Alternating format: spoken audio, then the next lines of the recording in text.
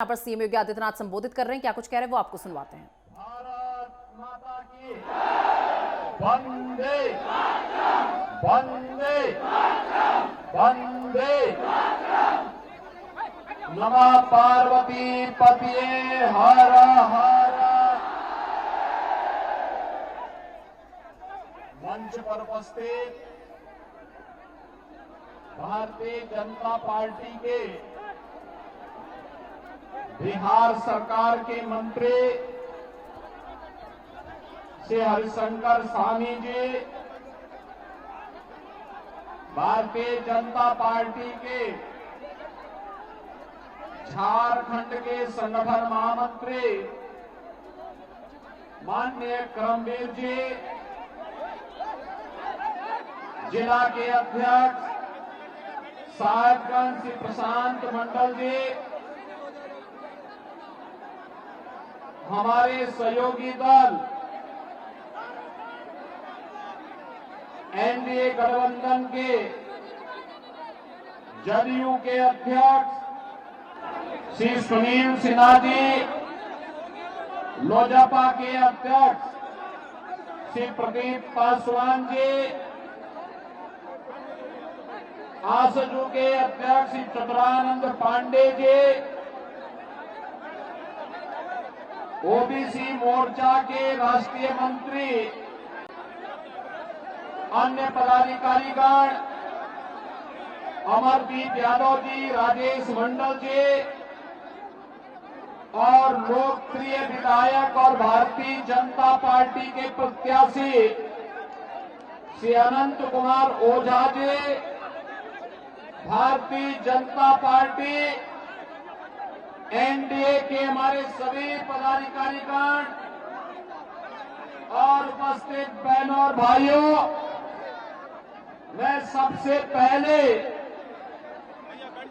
उत्तर वाहिनी पावन गंगा की धारा पावन भूमि को,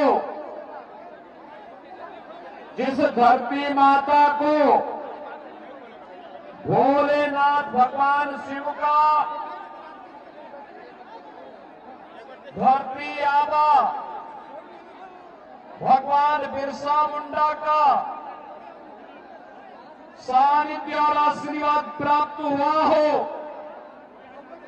चैतन्य महाप्रभु ने जिस पावन धरा से इस पूरे क्षेत्र में भक्ति की गंगा बहाने का काम किया हो, ऐसी पावन धरा को कोटि कोटि नमन करते हुए आप सभी राजमहल विधानसभा क्षेत्र से जुड़े हुई जनता जनार्दन का मैं हृदय से स्वागत करता हूं, अभिनंदन करता हूं। बहन और भाइयों, आज मुझे आपके इस राज्य में भगवान बिरसा मुंडा की इस पावन धरा को देखने का अवसर प्राप्त एक बार फिर से हुआ है और आज मैं स्वयं तो भगवान राम की पावन धरा अयोध्या की धरती से आया हूं, बाबा विश्वनाथ की पावन धरा से आया हूं। आज मुझे बाबा बैजनाथ धाम के भी दर्शन करने का सौभाग्य प्राप्त होगा। मैं धन्यवाद दूंगा। आपने 2019 में जब मैं आया था, आने के बाद मैंने आह्वान किया था, आपने श्री अनंत ओझा जी को जुझारू नेता है, उन्हें फिर से विजयी बना करके विधायक बना करके भेजा। और बहनों और भाइयों, यहां की राजमहल की आवश्यकता के अनुरूप राजमहल को राजमहल जैसा सजाने के लिए, संवारने के लिए उन्होंने प्राण से लग करके कार्य किया। उसी का परिणाम है कि जो भी उन्होंने 2019 में कहा था कि साहबगंज को बिहार से जोड़ने वाले गंगा नदी में पुल का निर्माण करेंगे, और अब वह पुल बन रहा है। इसकी भी मैं आपको बधाई देता हूं। यही नहीं, राजमहल को बंगाल से जोड़ने वाली गंगा नदी का पुल निर्माण का संकल्प भी विधायक जी ने लिया, और इस बार वह भी चालू होने वाला है। बहनों और भाइयों, संकल्प का धनी विधायक और प्रतिनिधि ही चुने जाने चाहिए, और मैं यही कहने के लिए आज आपके पास आया हूं।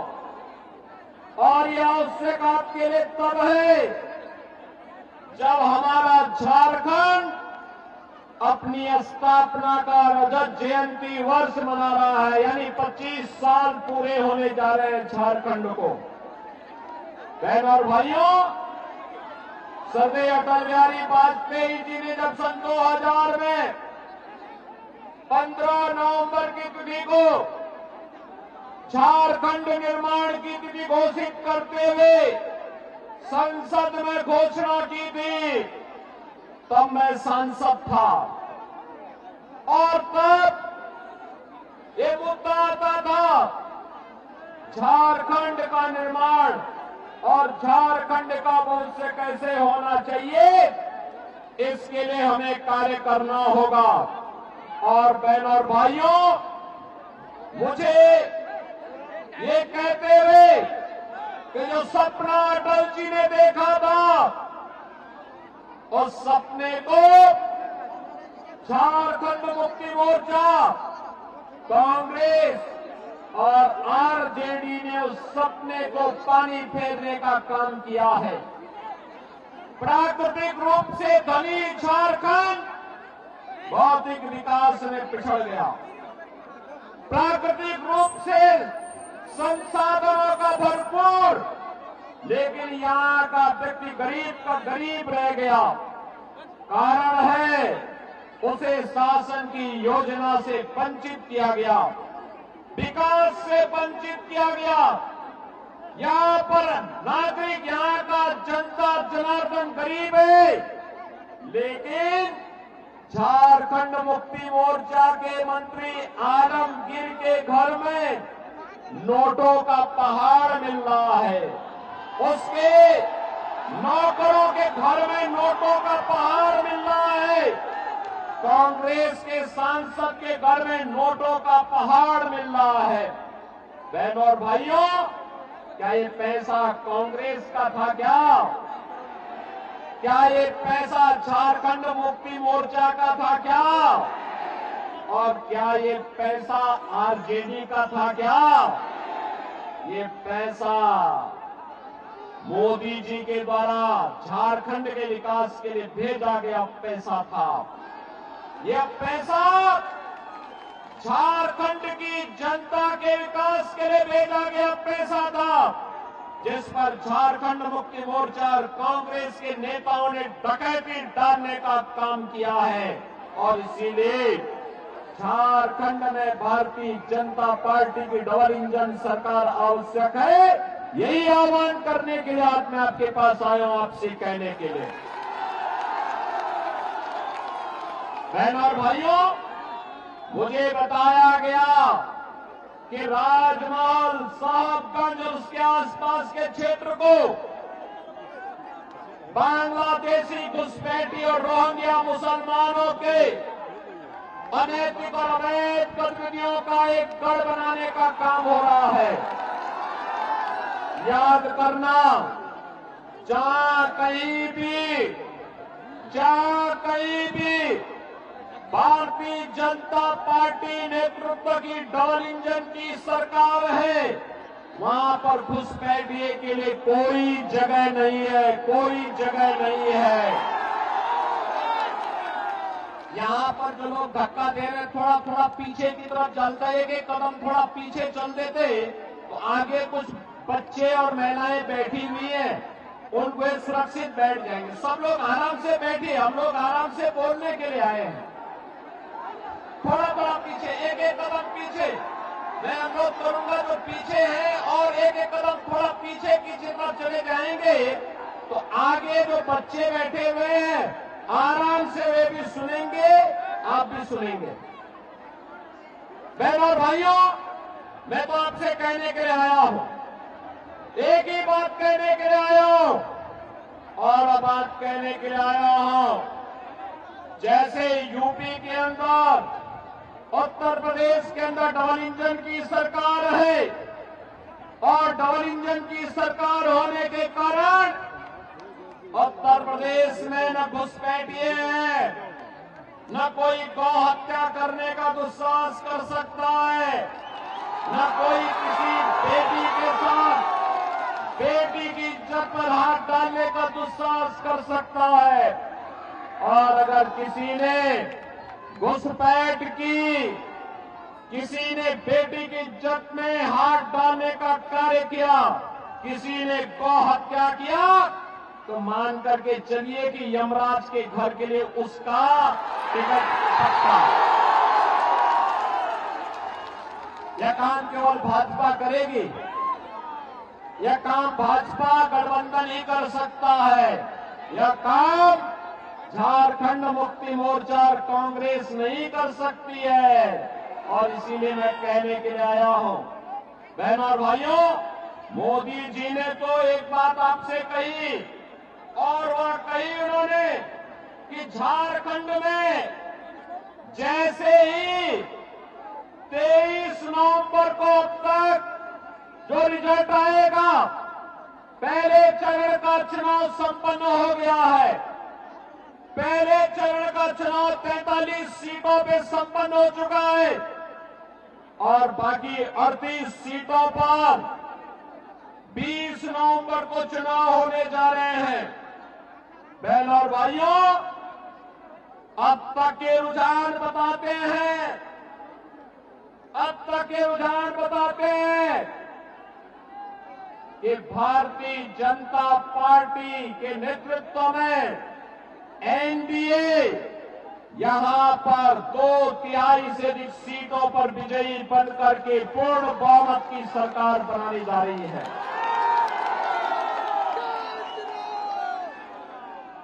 पूर्ण बहुमत की सरकार का मतलब 23 नवंबर को जब ईवीएम खुलेगा और दोपहर में घोषणा होगी कि झारखंड के अंदर भारतीय जनता पार्टी नेतृत्व की एनडीए सरकार बन रही है, तो बहनों और भाइयों, उसके बाद आप मान करके चलिए, आराम से भैया, आराम से धक्का मुक्की नहीं भाई, थोड़ा थोड़ा एक एक कदम पीछे चले जाइए, एक एक कदम पीछे। मैं जानता हूं आप में उत्साह है, लेकिन चुनाव तक हमें जोश के साथ साथ होश भी बनाए रखना है। देखो आगे दिव्यांगजन बैठे हुए हैं, बेटियां बैठी हुई हैं, महिलाएं बैठी हुई हैं और इसीलिए उत्साह भी होना चाहिए, लेकिन जोश के साथ साथ होश भी होना चाहिए। नहीं तो ये घुसपैठिए कहीं भी सेंधमारी करने का काम करेंगे और इसलिए इनको सेंधमारी करने का अवसर नहीं देना है। और मैं इसीलिए आपसे कहने के लिए आया हूं, मोदी जी ने घोषणा कर दी है, भाजपा की सरकार आते ही 21 लाख परिवारों को प्रधानमंत्री आवास योजना में एक एक पक्का घर देने का काम करेंगे, एक एक पक्का घर।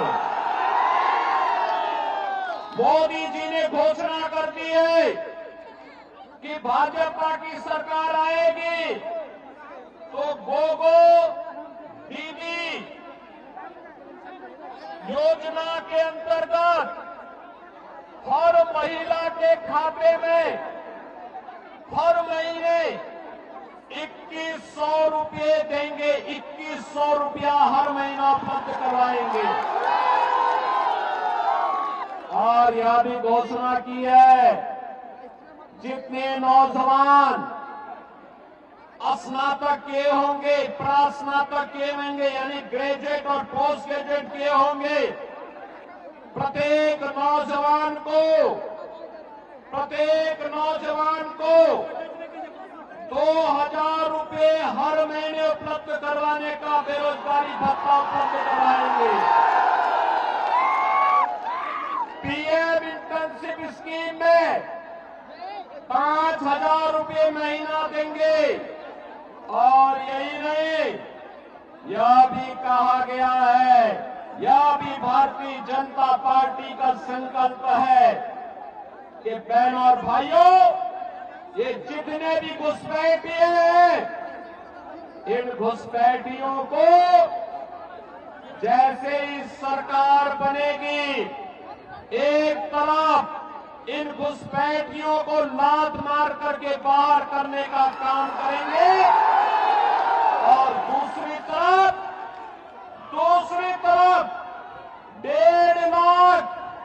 1.5 लाख सरकारी नियुक्ति का विज्ञापन भी झारखंड के अंदर जारी होकर के पारदर्शी तरीके से झारखंड के युवाओं को सरकारी नौकरी झारखंड के अंदर ही देने का कार्य किया जाएगा।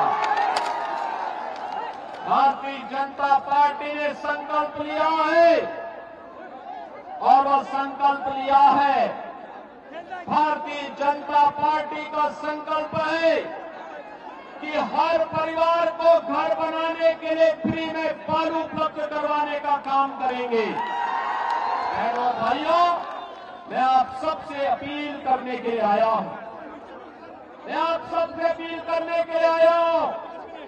आज आप देखते होंगे जहां पे भारतीय जनता पार्टी की डार्लिंग जन की सरकार है, वहां न दंगा है, न कर्फ्यू है, वहां पर न बेटी की सुरक्षा पर खतरा है, वहां कोई गुंडागिर्दी नहीं है, वहां पर विकास है, वहां पर समृद्धि है, वहां पर सुशासन है, वहां पर किसी भी प्रकार की अराजकता नहीं, विरासत और विकास का बेहतर समन्वय है और वहां पर कोई समस्या नहीं है। आपने देखा होगा 500 वर्ष पहले अयोध्या में राम मंदिर को तोड़ा गया था, डबल इंजन की भाजपा सरकार आई, आज अयोध्या में भगवान राम का भव्य मंदिर का निर्माण बनकर के तैयार हो गया है। अयोध्या में राम मंदिर का निर्माण, और राम मंदिर का ही नहीं, श्रृंगवेरपुर में, याद करना, श्रृंगवेरपुर में भगवान राम और निषाद राज की 56 फुट ऊंची प्रतिमा भी वहां बना करके स्थापित कर दी गई है। बहनों और भाइयों, अयोध्या के जितने भी यात्री विश्रामालय हैं, उनका नामकरण भगवान राम के वनवास के कालखंड के दौरान सबसे पहले मित्रता का हाथ निषाद राज ने बढ़ाया था और इसलिए हर विश्राम स्थल का नाम वहां पर निषाद राज गुहा के नाम पर ही किया गया है। अयोध्या का इंटरनेशनल एयरपोर्ट का नामकरण महर्षि वाल्मीकि के नाम पर किया गया है। अयोध्या के भोजनालय का नामकरण, जहां पर श्रद्धालु जनों को शुद्ध भोजन उपलब्ध होता है, माता सबरी के नाम पर किया गया है। और इसलिए बहनों और भाइयों, मैं आपसे कहने के लिए आया हूं, भारतीय जनता पार्टी नेतृत्व की ये सरकारें सुरक्षा के लिए, सुशासन के लिए, समृद्धि के लिए कार्य कर रही है। देश तब गुलाम हुआ था जब हिंदू बटा था। बहनों और भाइयों, अब बटना नहीं है, बटे थे तो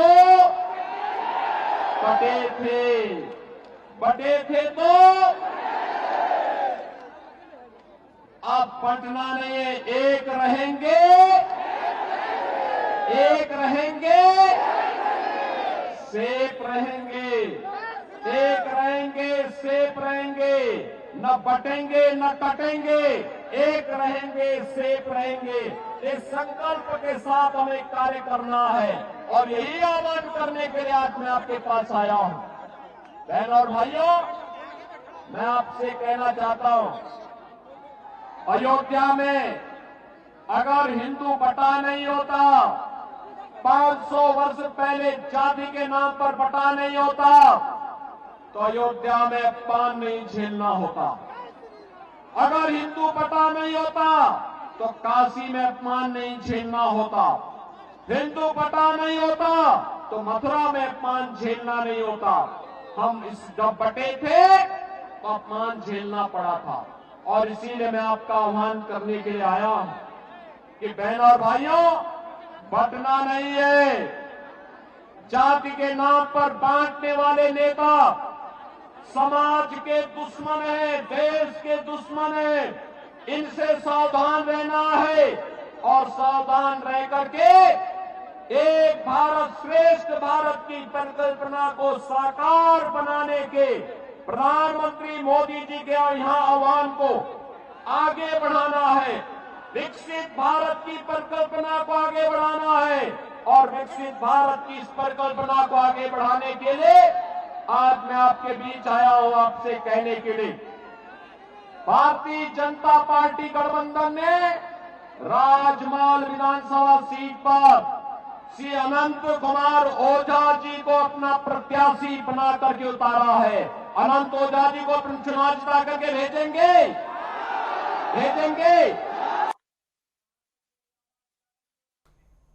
तो झारखंड के राजमहल से आप सीएम योगी आदित्यनाथ को सुन रहे थे, जहां पर उन्होंने अपने नारों को दोहराया है। उन्होंने कहा कि बटेंगे तो कटेंगे और एक रहेंगे तो सेफ। सभी लोग सहमत है ना? सभी लोग सहमत है ना?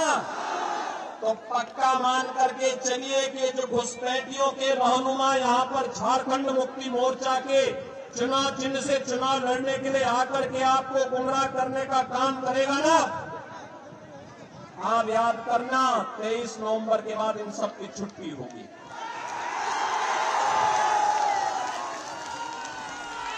23 नवंबर के बाद ये सबका हिसाब पक्का होगा।